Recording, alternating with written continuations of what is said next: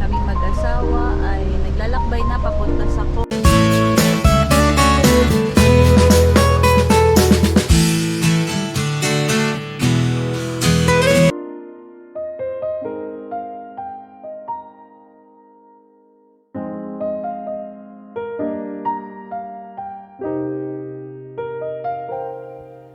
Pilipos chapter 3 verse 12.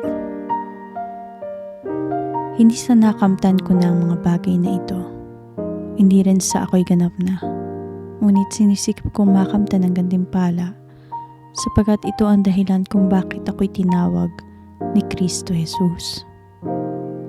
Mga kapatid, hindi ko ipinapalagay na nakapit ko na ito, ngunit isang bagay ang ginagawa ko. Nililimot ko ang nakaraan at sinisikap na marating ang layuning nais kong makamtan. Nagpapatuloy nga ako patungo sa hangganan upang makamtan ang gantimpala ng pagkatawag sa akin ng Diyos sa pamamagitan ni Kristo Jesus, ang buhay na hahantong sa langit. Ganyan ang dapat maging kaisipan nating mga matatag na sa pananampalataya. Kung hindi ganito ang inyong pag-iisip, ipapaunawa iyan sa inyo ng Diyos. Ang mahalaga ay ipagpatuloy natin ang ating natutuhan. Mga kapatid, tumulad kayo sa halimbawang ipinakita ko sa inyo. Pag-ukulan din ninyo ng pansin ang lahat ng sumusunod sa aming halimbawa. Tulad ng malimit kong sabihin sa inyo, at ngayon luhaang inuulit ko, marami ang namumuhay bilang mga kaaway ng krus ni Kristo. Kapahamakan ang kahihinatnan nila sapagkat ang dinidiyos nila ay ang hilig ng kanilang katawan. Ikinararangal nila ang mga bagay na dapat sana nilang ikahiya at wala silang iniisip kundi ang mga bagay na makalupa. Subalit sa kabilang dako, tayo ay mga mamamayan ng langit. Doon magmumula ang tagapagligtas na hinihintay natin ng may pananabik, ang Panginoong Hesukristo. Sa pamamagitan ng kapangyarihang ginawa niya sa pagpapasuko sa lahat ng bagay, ang ating katawang lupa na may kahinaan ay babaguhin niya upang maging maluwalhating tulad ng kanyang katawan. Pilipos chapter 4. Ilang mga tagubilin. Kaya nga, mga kapatid kong minamahal at pinapanapikan, aking kagalakan at karangalan, magpakatatag kayo sa inyong pamumuhay, nakaugnay sa Panginoon. Nakikiusap ako kina Euodia at Syntyche na sila'y magkasundo na bilang magkapatid sa Panginoon. Ipinapakiusap ko rin naman sa iyo, dapat kong kasama na tulungan mo ang dalawang babaeng ito. Sila man ay kasama kong nagpagal sa pagpapalaganap ng magandang balita, kasama si Clemente at ang iba pang kamanggagawa ko. Ang pangalan nila ay nakasulat sa aklat ng buhay. Magalak kayong lagi sa Panginoon. Inuulit ko, magalak kayo. Ipadama ninyo sa lahat ang inyong kabutihang loob. Malapit nang dumating ang Panginoon. Huwag kayong mabalisa tungkol sa anumang bagay. Sa halip, hingin ninyo sa Diyos ang lahat ng inyong kailangan sa pamamagitan ng panalangin may pasasalamat. At ang kapayapaan ng Diyos na hindi kayang maunawaan ng tao, ang siyang mag-iingat sa inyong puso at pag-iisip dahil sa inyong pakikipag-isa kay Kristo Jesus.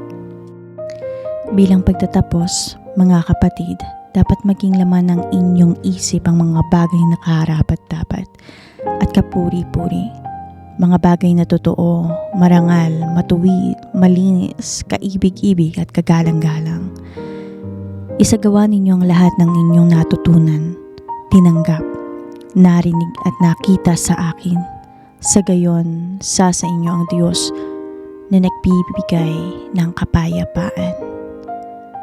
Salamat sa inyong tulong.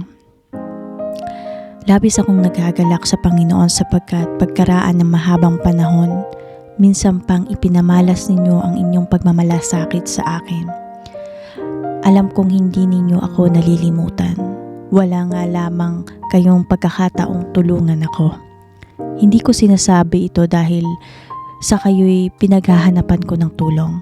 Natutunan ko ng masiyahan maging anuman ang aking kalagayan. Naranasan ko na ang maghikahos. Naranasan ko rin ang managana. Natutunan ko na ang sikreto kung paano masiyahan sa anumang kalagayan sa buhay. Ang mabusog o ang magutom, ang managana o ang maghirap, ang lahat ng ito'y magagawa ko dahil sa lakas na kaloob sa akin ni Kristo. Gayunman, ikinagagalak ko ang ginawa ninyong pagtulong sa aking mga paghihirap. Alam naman ninyo, mga taga-Pilipos, na kayo lamang ang iglesyang nakahati ko sa hirap at ginhawa nang umalis ako sa Macedonia noong ako'y nagsisimula pa lang sa pag-aaral ng magandang balita.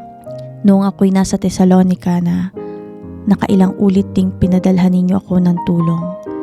Hindi sa hangad kong laging tumanggap ng mga kaloob, kundi ang nais ko ay makatanggap kayo ng masaganang gantimpala. Narito ngayon ang katibayan ng labis-labis na kaloob ninyo sa akin. Higit pa sa pangangailangan ko ang tulong ninyo sa aking nahatid ni Epaprodito. Ang mga ito ay tulad ng mabangong handog sa Diyos, mga alay na katanggap at kalugod-lugod sa Kanya. At buhat sa hindi maubos na kayamanan ng Diyos, ibibigay niya ang lahat ng inyong kailangan sa pamamagitan ni Kristo Jesus. Purihin ang ating Diyos at Ama magpakailanman. Amen. Pangwakas na pagbati. Paratingin ninyo sa lahat ng hinirang ng Diyos at nananalig kay Kristo Jesus ang aking pagbati at ng ating mga kapatid na kasama ko dito. Pinabati kayo ng lahat ng mga hinirang ng Diyos, lalo na ng mga naglilingkod dito sa palasyo ng Emperador. Naway sumainyong lahat ang pagpapala ng Panginoong Hesukristo.